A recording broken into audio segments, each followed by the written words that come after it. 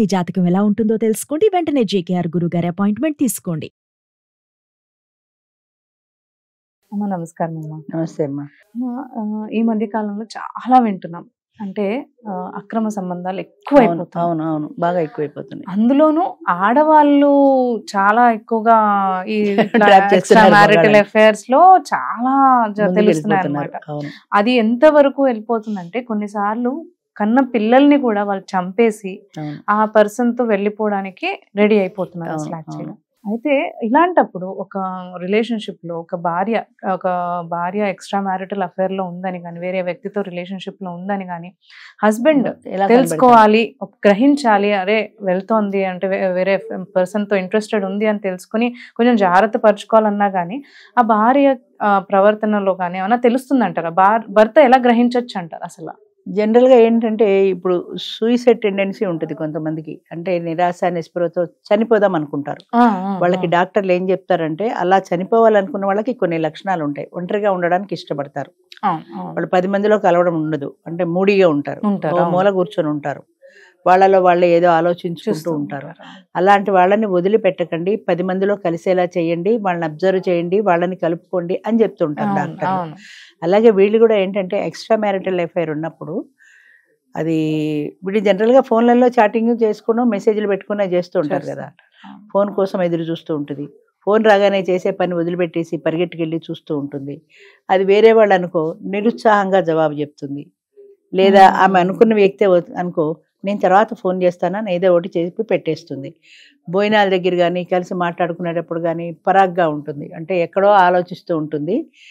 భర్త ఉన్నాడు కాబట్టి ఆయన ఏదో అడిగితే ఏదో జవాబు చెప్తుంది, కానీ ఆ అమ్మాయి చెప్పే జవాబులో ఆమె మనసు ఎక్కడో ఉన్నది అని అర్థమవుతుంది జాగ్రత్తగా అబ్జర్వ్ చేయగలిగితే.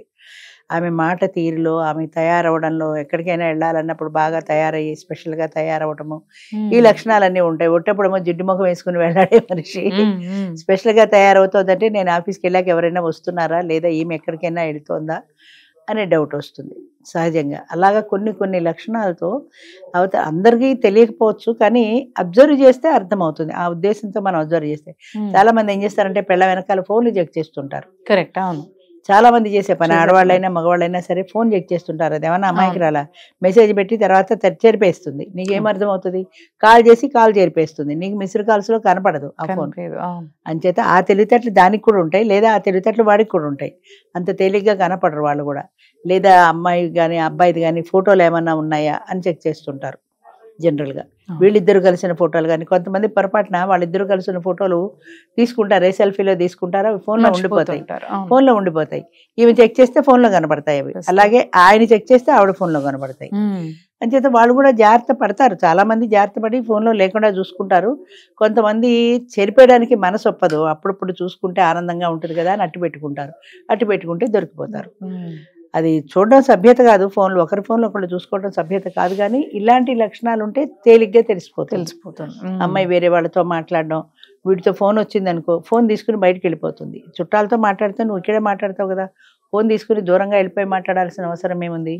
తిరిగి వచ్చేప్పుడు ఆ అమ్మాయి ముఖంలో ఒక కొత్త ఆనందం కనబడుతుంటుంది. అవతల వాడితో మాట్లాడినప్పుడు మామూలుగా ఉంటే చేంజ్ ఏముండదు, అమ్మాయి ముఖంలో ఒక ఫీలింగ్ కనపడుతుంది, అంటే అవతల వ్యక్తితో మాట్లాడిన ఆనందం. ఎవరైనా అడిగితే ఎవరో ఫ్రెండ్లీ అండి అని చెప్తుంది, కానీ ఆ గ్లో తెలిసిపోతుంది ముఖంలో. అంచేత అది అబ్జర్వ్ చేయగలగడం కష్టమే, కానీ అబ్జర్వ్ చేస్తే మాత్రం తేలిగ్గా కనిపెట్టగలుగుతారు. కొంతమంది అనుమానం మొగుళ్ళు ఉంటారు, అది మామూలుగా మాట్లాడినా వాడికి అనుమానమే వస్తుంది. అస్తమానం దాని ఫోన్ చెక్ చేయడం, అది తయారైతే ఏంది స్పెషల్గా తయారయ్యే ఉండడం, ఇలాంటి సూటిపోటు మాట్లాడడం కూడా చేస్తుంటారు. అంచేత అవి ప్రమాదమే, కానీ వీళ్ళు అబ్జర్వ్ చేయగలిగితే మాత్రం అది ఎక్కడో ఏదో ఎఫ్ఐఆర్ ఉన్నట్టుంది, లేదా ఎవరినో కలుసుకోవడానికి వెళ్తోంది అని అర్థమవుతుంది. ఎక్కడెక్కడో జోక్ కూడా చూశాను, ఒక భార్య అప్పుడప్పుడు భర్తకి ఫోన్ చేస్తూ ఉంటుంది. ఫోన్ చేస్తే అంటే ఎక్కడికైనా వెళ్తున్నాడమ్మా, ఎవరైనా కలుస్తున్నాడమ్మా, లేదే నేను ఇంట్లోనే ఉన్నాను అంటాడు. ఏది ఒకసారి మిక్సీ ఆన్ చేసి చూపించండి అంటుంది. అంటే వాడు మిక్సీ ఆన్ చేస్తాడు, ఓహో ఇంట్లోనే ఉన్నారా అనుకుని ఊరుకుంటుంది. ఒకసారి ఫోన్ చేస్తే పిల్లాడు ఎత్తుతాడు, పిల్లాడు ఎత్తితే నాన్న ఇంట్లో లేడమ్మా మిక్సీ తీసుకుని ఎక్కడికో వెళ్ళాడు. అంటే ఎక్కడ అడిగినా పిల్ల తినిపిస్తూ ఉంటాడు అనమాట. అంచేత అలాంటివి కూడా ఉంటాయి కొన్ని కొన్ని. Correct correct. అంచేత అది చాలా జాగ్రత్తగా చూసుకోవాల్సి ఉంటుంది మెయిన్లీ. అదేంటంటే అమ్మా అసలు ఫస్ట్ ఇలాంటి రిలేషన్ పెట్టుకోవడమే చాలా పెద్ద పొరపాటు. ఒక భర్త ఉన్న తర్వాత కష్టమో సుఖమో వాళ్ళతో జీవితం అనుకోవాలి, వాళ్ళని మలుచుకోవడానికి ప్రయత్నం చేసుకోవాలి. భర్త అయినా భార్య అయినా వాళ్ళతో అనుకూలంగా ఉండడానికి ప్రయత్నం చేసుకోవాలి, తనని తను మార్చుకోవాలి, అవతల వ్యక్తిని మార్చడానికి ప్రయత్నం చేయాలి. అవ్వలేదనుకో నా కర్మ ఇంతే అనుకోవాలి, కానీ ఇక్కడ ఇంది కాబట్టి ఇంకోటి ఎత్తికేసుకుంటా అని అనుకోకూడదు కదా. వాడు మాత్రం ఎన్నాళ్ళు చూస్తాడు, ఓ ఏడాదో 2 ఏళ్ళో చూస్తాడు, బాగుంటుంది. తర్వాత 3వ సంవత్సరం జీవితంలో సర్దుబాటు అనే లక్షణం లేకపోతే ఎవ్వడితోటైనా ప్రపంచంలో గొడవ వస్తుంది, అది ఖాయం. సర్దుబాటు అనేది మనలో లేకపోతే ఎవరితోటైనా గొడవ వస్తుంది. అంచేత మనమే సర్దుకోగలిగితే వీడితోటే బాగుండొచ్చు కదా, మళ్ళా కొత్తవాడు దేనికి, వాడు మాత్రం గొడవ రాదన్న గ్యారంటీ లేదు కదా. అది ఆ సర్దుకోవడం మీద ఇక్కడే సర్దుకుంటే అసలు మనకి సమాజంలో గొడవే లేదు కదా. అంచేత ఆ సర్దుబాటు గుణం ఉండాలి, ఓర్పు ఉండాలి, సహనం ఉండాలి. ఇవన్నీ చెప్పడం తేలికే కానీ ఆచరించడం కష్టం. కానీ అది ఆచరణలో పెట్టుకోగలిగినాడు ఏ రోజైనా ఆడది సుఖపడుతుంది. ఎప్పుడైనా సరే తను జాగ్రత్తగా ఉండగలిగితే, తను గీసిన ఆ హద్దు దాటకుండా ఉంటే ఏదైనా సరే సొసైటీ సపోర్ట్ ఉంటుంది, కనీసం తన పేరెంట్స్ సపోర్ట్ ఉంటుంది, ఇన్లా సపోర్ట్ ఉంటుంది. ఏదైనా తను పాపం ప్రయత్నం చేసింది, వాడు సరైనవాడు కాదు అని ఇన్లాస్ కూడా అనుకోవచ్చు, నా కొడుకే సరైనవాడు కాదు అని.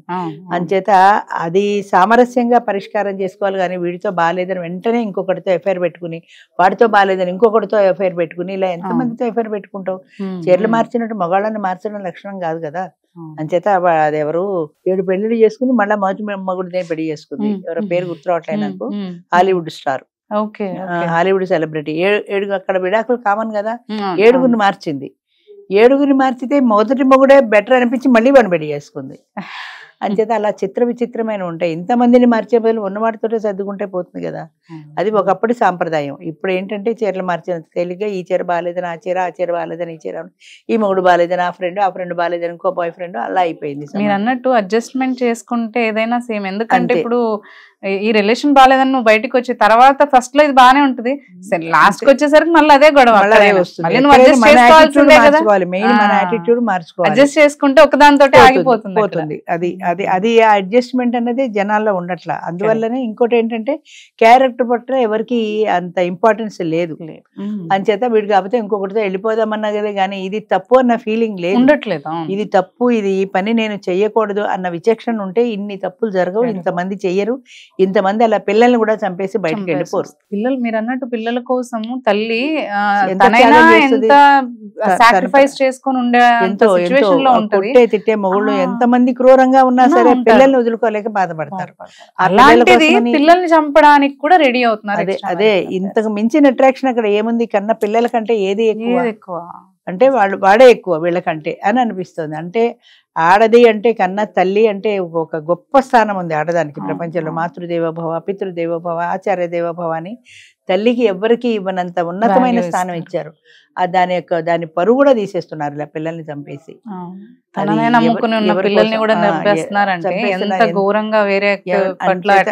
ఎంత అట్రాక్ట్ అవుతున్నారు.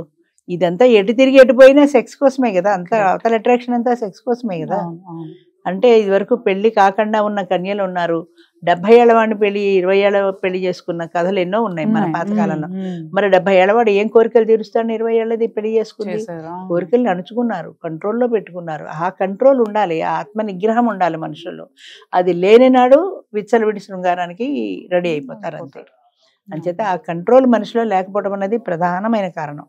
మనసు టెంప్ట్ అయినా సరే దాన్ని మనం కంట్రోల్ పెట్టుకోగలగాలి.